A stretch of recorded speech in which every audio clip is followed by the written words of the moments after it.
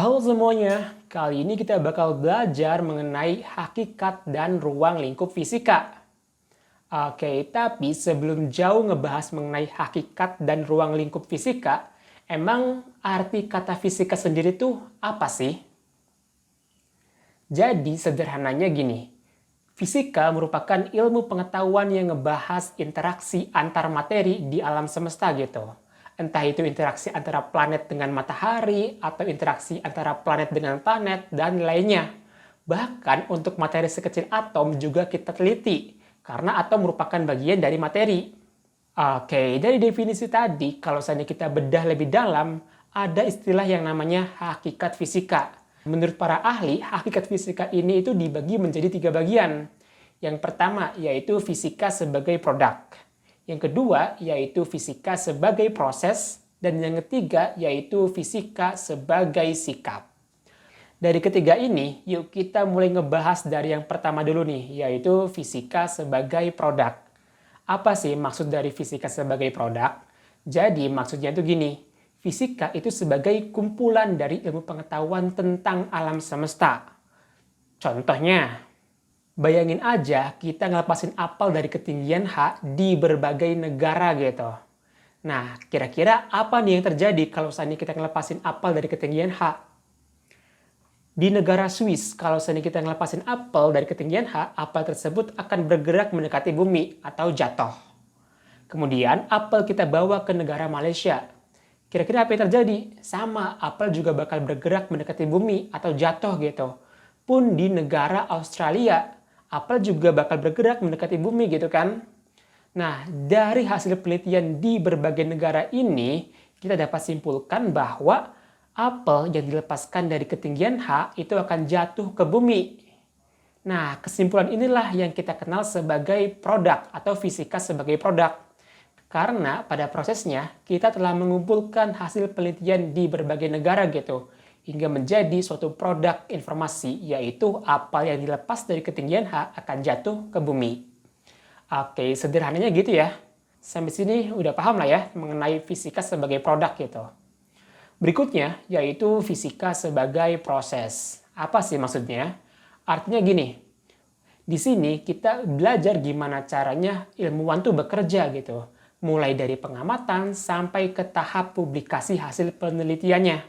Contohnya gini, sama ya, yaitu ada apel yang jatuh dari ketinggian H. Terus kita pengen tahu nih, berapa sih lama waktu yang dibutuhkan apel tersebut untuk sampai ke dasar tanah. Buat tahu berapa lama waktunya, kita butuh yang namanya pengamatan fenomenanya terlebih dahulu dong. Dari hasil pengamatannya, kita olah dengan metode ilmiah.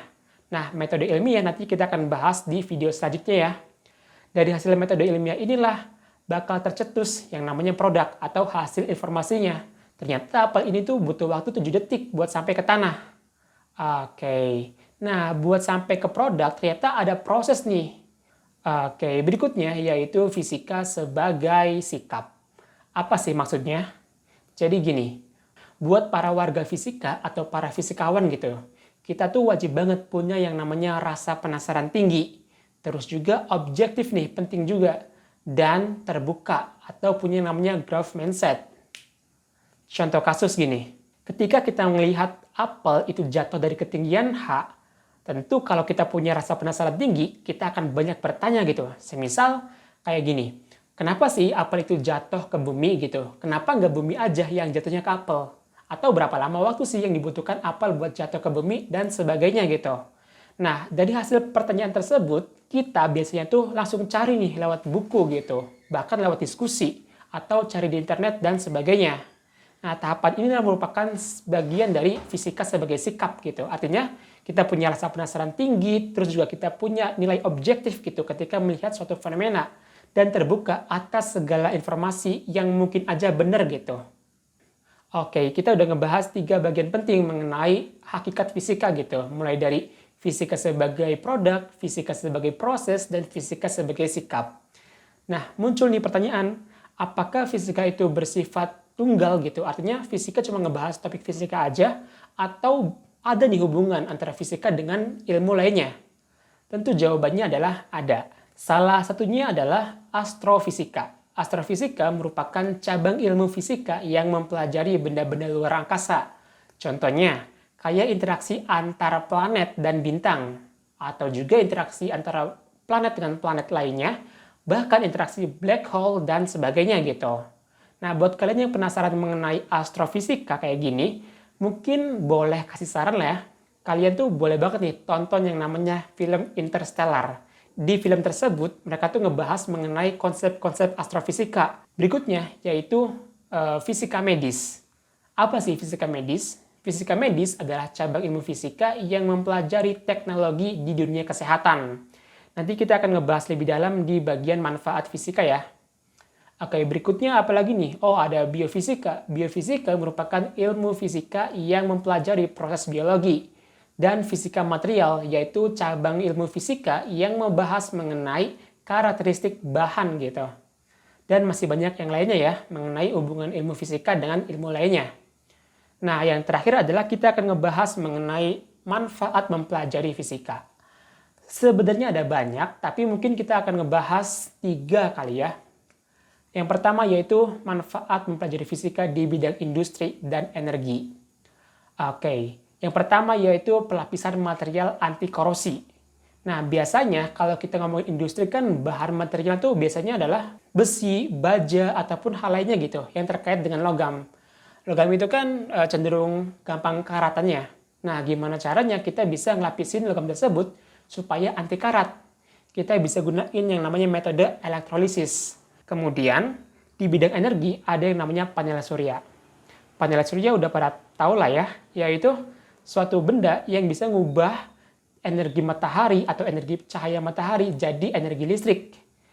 Nah, nama metodenya yaitu efek fotolistrik. Yang kedua tuh manfaat di bidang medis. Seperti USG. USG itu adalah ultrasonografi ya. Ultrasonografi merupakan alat untuk mendeteksi bagian dalam tubuh gitu, seperti janin ataupun yang lainnya. Ini tuh gunain prinsip yang namanya pancaran gelombang bunyi atau gelombang ultra sih lebih tepatnya. Terus juga ada yang namanya MRI atau Magnetic Resonance Imaging. Ini gunanya adalah untuk mendeteksi bagian dalam tubuh dengan menggunakan sifat resonansi magnetik. Oke, yang terakhir adalah ini. Manfaat mempelajari fisika di alat rumah tangga. Kalian udah tahu ya, yaitu panci presto. Salah satu kegunaan panci presto adalah untuk melunakkan tulang ikan bandeng biasanya. Dengan cara kita akan menggunakan prinsip yang namanya tekanan uap nih. Oke, nggak cuma itu, ada juga gagang spatula. Gagang spatula biasanya itu pakai yang namanya kayu gitu atau bahan plastik. Kenapa sih harus kayu dan bahan plastik? Karena bahan kayu dan plastik itu merupakan bahan isolator, artinya buruk dalam mengantarkan panas gitu.